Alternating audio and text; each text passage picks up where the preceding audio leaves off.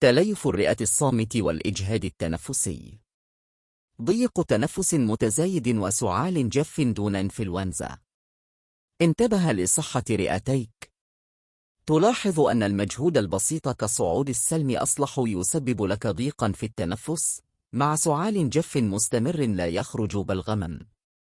هذه ليست مجرد زيادة في الوزن أو ضعف لياقة، بل قد تكون مؤشرا لتليف الرئة. كيف يفقد النسيج الرئوي مرونته؟ تتكون الرئة من حويصلات هوائية مرنة تبادل الأكسجين مع الدم. عند حدوث التليف، يتحول النسيج الرئوي المرن إلى نسيج ندبي صلب وسميك، مما يعاق تمدد الرئة ويصعب عبور الأكسجين إلى مجرى الدم.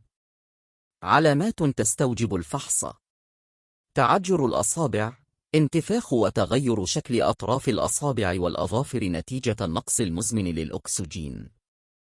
الإجهاد السريع، إرهاق حاد عند القيام بمهام يومية عادية. طرق الوقاية والتصرف: تجنب التدخين والتعرض للغبار والمواد الكيميائية بدون حماية، وسارع بزيارة طبيب الأمراض الصدرية لإجراء فحوصات كفاءة الرئة والأشعة المقطعية عالية الدقة. بصيرة طبية: نحو وعي صحي أفضل.